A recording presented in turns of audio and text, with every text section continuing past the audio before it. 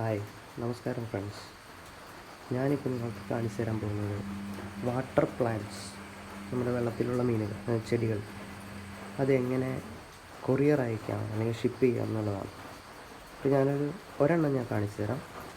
വളരെ എളുപ്പമാണ്. ഒരു 5 ദിവസം 6 ദിവസം ഒക്കെ കേടാവാതിരിക്കുന്ന വിദ്യയാണ്. ഞാൻ യൂട്യൂബിൽ നോക്കി തന്നെ പഠിച്ചാണ്. പല ഇംഗ്ലീഷ് ചാനലുകളിലും അതുണ്ട്. അപ്പോൾ നമുക്ക് വേണ്ടത് നല്ല വെള്ളം ഈർപ്പം വലിക്കുന്ന ഒരു ടിഷ്യൂ പേപ്പർ. അപ്പോൾ നമ്മൾ ജസ്റ്റ് ഒന്ന് നനച്ച് കൊടുക്കണം. അതിന് ശേഷം ഇപ്പോൾ എനിക്ക് അയക്കേണ്ടത് ഇത് മൊസായിക് എന്ന് പറയുന്ന ഒരു പ്ലാന്റാണ്. അപ്പോൾ നമ്മുടെ പ്ലാന്റ് അതെടുത്ത് നല്ല വൃത്തിയായി ഇതിൽ വയ്ക്കുക. അപ്പോൾ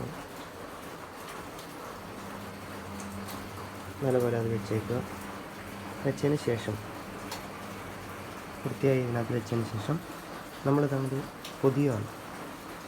എന്ന് വെച്ച് കഴിഞ്ഞാൽ അധികം ഒരു സെക്കൻഡ് ഞാനിതിങ്ങോട്ട് വെച്ച് കഴിഞ്ഞാൽ എനിക്ക് കുറച്ചുകൂടി ക്ലിയറായിട്ട് കാണിച്ചു തരാം.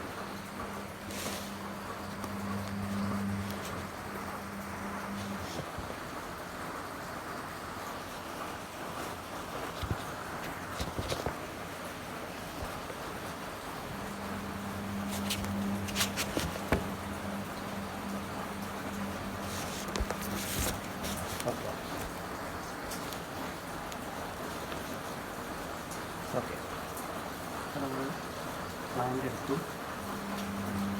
എടുത്തതിന് ശേഷം ഇങ്ങനെ ചെറിയ ഈർപ്പമുള്ള തുണിയിൽ ടിഷ്യൂ പേപ്പറിൽ നമ്മളതിങ്ങനെ പൊടിയാതെ പതുക്കെ പൊതിയുക. ഇലകൾക്കൊന്നും കേടുവരാതെ നമ്മൾ പതുക്കെ അങ്ങോട്ട് പൊതിഞ്ഞതിന് ശേഷം ഇത് നമുക്ക് 2 എണ്ണമാണ് ഇതിനകത്ത് വെച്ച്.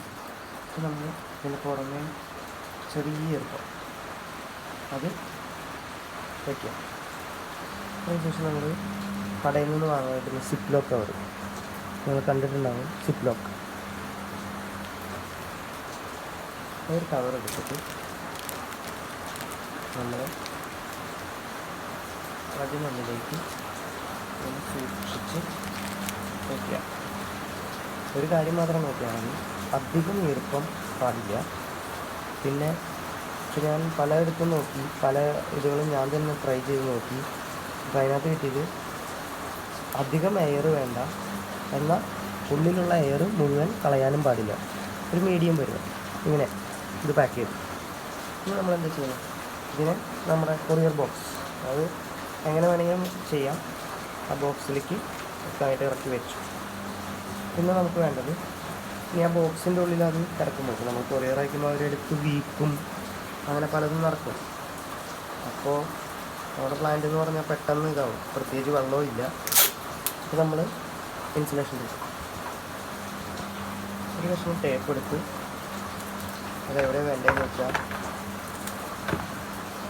അതൊന്ന് ഒട്ടിച്ച് വെച്ചേക്കാം. ഇതിൽ നമുക്കാവും അടിയിൽ ഒരു ബലത്തിൽ ഒട്ടിച്ച് വെച്ചു. ഇനി അപ്പോൾ അതുവരെ കഴിഞ്ഞു. ഇനി നമ്മൾ ന്യൂസ് പേപ്പർ ഒരു കഷ്ണം ചുരുട്ടി ഒരു മൂലയ്ക്ക് വെച്ചേക്കാം. ഇനി അധികം കുലുക്കം തട്ടാതിരിക്കാൻ, ഇനിയിപ്പോൾ നമ്മൾ വെച്ചിരിക്കുന്ന ഇൻസുലേഷനിലേക്ക് പോയി കഴിഞ്ഞാൽ എന്തെങ്കിലും പറ്റാതിരിക്കാൻ നമ്മളത് ചെയ്യും.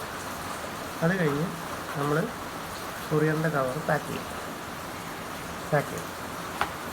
എന്നിട്ട് വീണ്ടും ഇതുപോലെ വേണമെങ്കിൽ നമ്മളൊരു സേഫ്റ്റിക്ക് വേണ്ടി ഇതൊന്ന് ഒട്ടിച്ചു. ഇങ്ങനെയുണ്ടോ?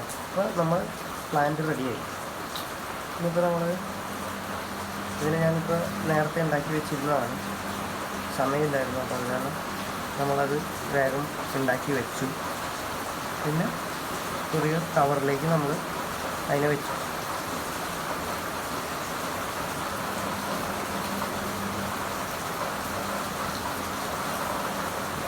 ഈ വാട്ടർ പ്ലാന്റ്സ് എന്ന് പറഞ്ഞു കഴിഞ്ഞാൽ ഒത്തിരി ഡിമാൻഡൊക്കെ ഉണ്ട്.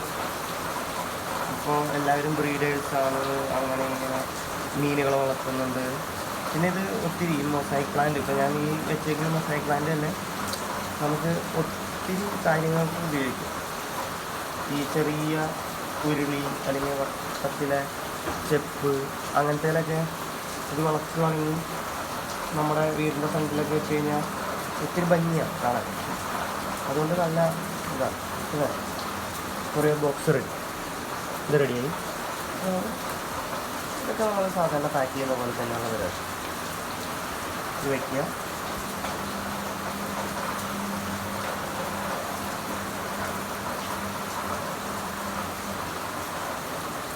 ഞാൻ ഒറ്റയ്ക്ക് ചെയ്യുന്നതുകൊണ്ടാണ് എനിക്ക് ഇത്ര ബുദ്ധിമുട്ട് വന്നത്. അല്ലെങ്കിൽ നമുക്ക് മനസ്സിലായി. ഞാനിപ്പോൾ ചെയ്യുന്നത് എങ്ങനെയാണെന്ന് വെച്ച് കഴിഞ്ഞാൽ വൈകിട്ട് ഇരുന്ന് എല്ലാം പാക്ക് ചെയ്ത് റെഡിയാക്കി വയ്ക്കും.